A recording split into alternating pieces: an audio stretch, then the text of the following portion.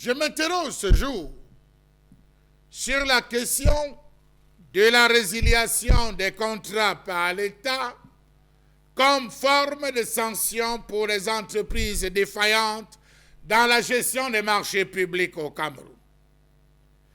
Comment comprendre toutes ces résiliations et rappels à l'ordre multiples des soumissionnaires des marchés publics par les différents ministres de cette République? On a vu il n'y a pas longtemps le ministre Narcisse Moëlle Kombi faire le tour des infrastructures par rapport à la CAN dans le Nord. Il s'est arrêté à Garoua où il a mis la main sur la tête parce que l'entreprise Prime Potomac n'a pas pu livrer les chantiers des hôtels.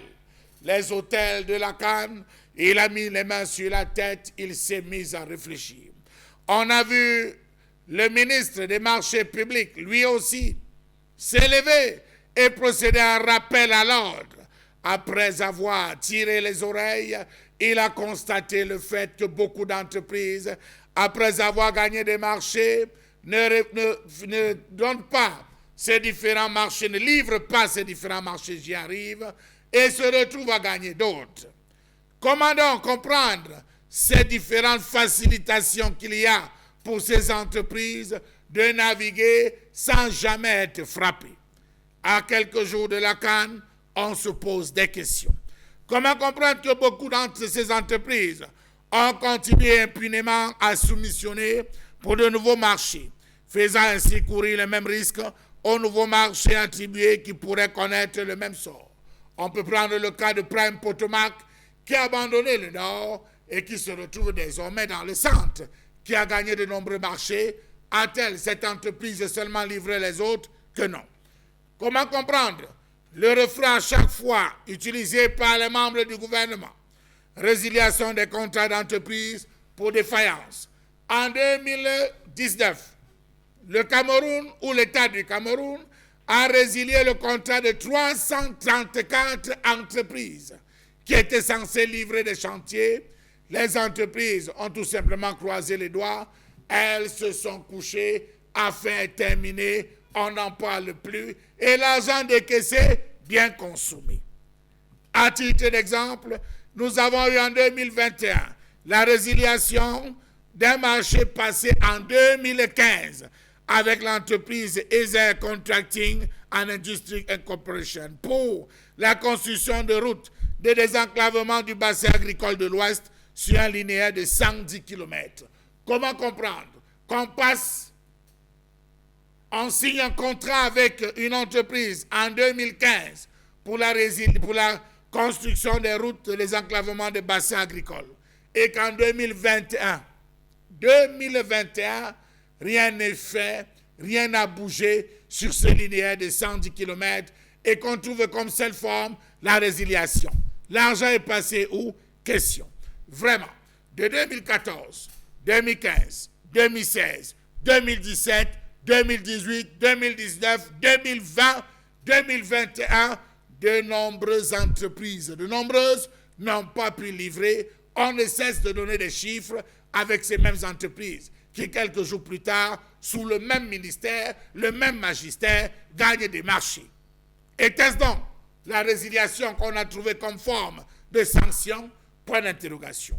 Pourquoi est-ce que la chaîne, partant de l'attribution au contrôle, n'a jamais été sanctionnée? Si on sanctionnait les attributeurs de ces marchés, si on sanctionnait les équipes ou les brigades de contrôle, je parie que beaucoup de choses changeraient dans ce pays. Je m'interroge sur le rôle trouble de l'Agence de régulation des marchés publics créée en 2000. Son rôle, c'est quoi? Je m'interroge sur les complicités qui existeraient entre les ministres et les ordonnateurs et gestionnaires des marchés publics. Savez-vous que la résiliation des marchés publics cause d'énormes préjudices aussi bien à l'administration publique qu'aux entreprises suspendues, sans toutefois oublier les bénéficiaires que sont les populations? Pour l'administration, la non-exécution des investissements publics programmés et budgétisés prive les populations bénéficiaires de la jouissance des effets attendus par leur réalisation. D'ailleurs, que font les députés qui valident ces budgets à l'Assemblée nationale? Sont-ils encore au courant des délais et du temps de livraison? Question. Savez-vous que les coûts d'opportunité subis par l'administration sont énormes? Il faut entendre par coût d'opportunité ce que l'on perd suite à l'option de réaliser un investissement donné par rapport à un autre. Dans une situation de rareté des ressources budgétaires, lorsque l'État décide de construire des écoles, des hôpitaux, des points d'eau, des points lumineux, c'est au dépend d'autres investissements publics non moins importants ou urgents auxquels il aurait pu affecter ses ressources. Au plan sociopolitique, la non-exécution des investissements programmés et budgétisés est susceptible de susciter des remous et des mécontentements de divers ordres. Au final, le développement du pays se voit retardé sur tous les plans. On prend un exemple simple. L'entreprise ayant gagné le marché de fourniture de 3000 forages dans le Nord Cameroun a-t-elle réalisé? L'argent a été décaissé, on nous parle de 100, 200 ou 300, mais la promesse, elle avait été faite, on était en 2011. 2021, soit combien d'années? 3000 forages, on attend toujours. Quelle peine pour les populations. La construction d'infrastructures très coûteuses, comme les hôpitaux, les routes, les ponts, les écoles, les logements sociaux, les bâtiments publics, financés le plus souvent par des prêts ou des dons des pays riches, fait souvent l'objet d'appels d'offres afin de répondre de fait aux besoins urgents dont ont besoin les Camerounais pour améliorer leurs conditions de vie. Savez-vous que les marchés publics à ce jour ressemblent au tapis et à la boule des cristals d'Aladin, tellement le labyrinthe procédural est fait de pièges dignes des pyramides pharaoniques. Le Cameroun à ce jour a mal à ses marchés publics au travers des mauvaises pratiques telles que la fraude, la corruption, l'inertie, la résiliation des contrats ou encore la suspension comme forme de sanction. Non, monsieur le ministre Nganou Djoumessi, le peuple n'a plus besoin de ça. Non, monsieur le ministre des marchés publics, avant d'attribuer un marché, vous devez vous rassurer que sur le terrain, ces gens, ils ont le matériel adéquat. Savez-vous que la majeure partie d'entreprises dont on résilie le contrat n'a de véritable papier et de matériel que le sac dans lequel se trouve l'entreprise. Elles sont nombreuses qui n'ont pas de caterpillar. Elles sont nombreuses qui n'ont pas la logistique nécessaire et qui sont obligées d'aller louer, d'aller emprunter à gauche. Et vous, monsieur le ministre des Travaux, vous validez cela. La preuve, on se souvient qu'il y a quelques semaines, quelques mois ou quelques années, c'était du côté de la pénétrante Est, vous avez posé une question aux responsables d'une entreprise. Vous avez souvent fait ce genre de travail. Comment avez-vous gagné ce marché? La réponse est entre vos mains. Savez-vous que la mauvaise gestion du système de passation des marchés depuis quelques années a eu un impact négatif sur le développement de l'économie nationale?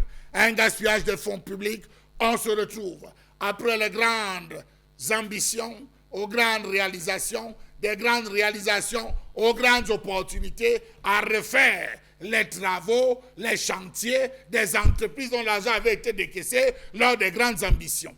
Un seul mot, résiliation de contrat, tant pis. Or, à l'époque d'Aïdio, c'est important de le dire, pour avoir manqué de faire une rigole, l'entreprise adjudicataire s'est retrouvée, elle et ses techniciens, emprisonnés en Kondengui, où ils ont passé 2 années parce que le président Aïdio disait on ne s'amuse pas avec le peuple. Mais apparemment, dans le régime du renouveau, on résilie tout simplement le contrat. Il change le nom de l'entreprise et il regagne un autre marché. Ainsi va la vie.